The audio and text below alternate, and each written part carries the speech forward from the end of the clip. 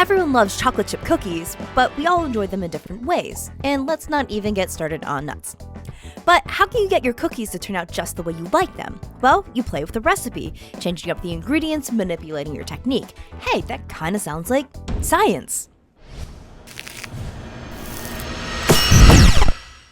Baking has a ton of chemistry going on, but let's start with chewiness. A cookie's chewiness comes from gluten that forms when you mix flour and water.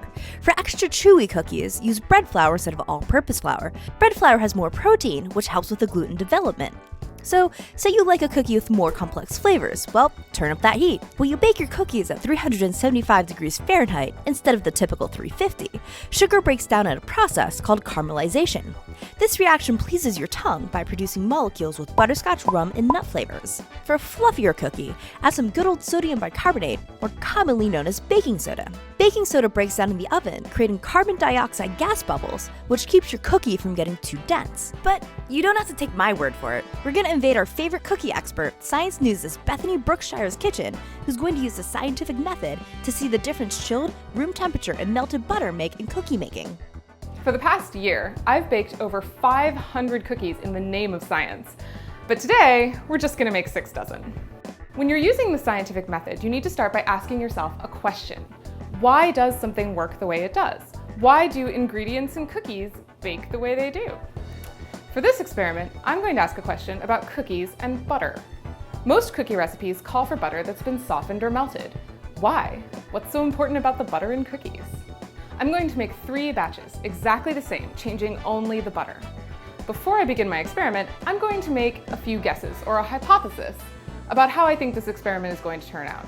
I think that using chilled butter will create a harder dough, a colder dough, that will result in a smaller cookie. Using room temperature butter will create a slightly softer dough and a slightly wider cookie. Finally, using melted butter will create a much runnier dough that will spread out on the pan, making a flat, wider cookie.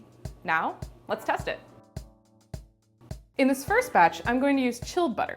The second one we'll put in room temperature butter, and the third one is getting some butter that I put in the microwave for about 1.5 minutes.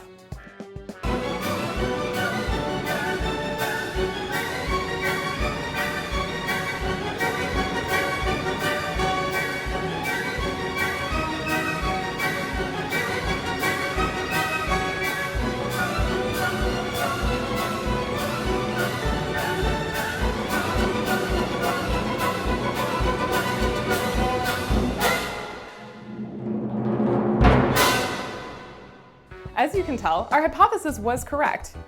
Melted butter actually did produce larger cookies than cold butter did. You can actually do this with any ingredient in your cookies or with any other kind of food.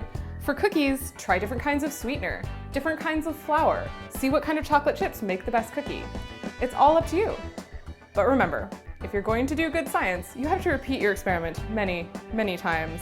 And this might mean baking a lot of cookies. And a special thanks to the ACS Chem Clubs for making this video possible. This year marks the 10th anniversary of Chem Clubs. To celebrate, they're throwing a big food chemistry themed party on November 16th, and they're live streaming the whole thing. Click the link in the summary for more details. Try your own experiments with cookies and let us know the results you find. Tweet us your pictures or post on our Facebook page, or just mail us your cookies. We're down with that too. For more cookie information, head over to Bethany's Eureka Lab blog series. Links are in the summary. And hey, thanks for watching.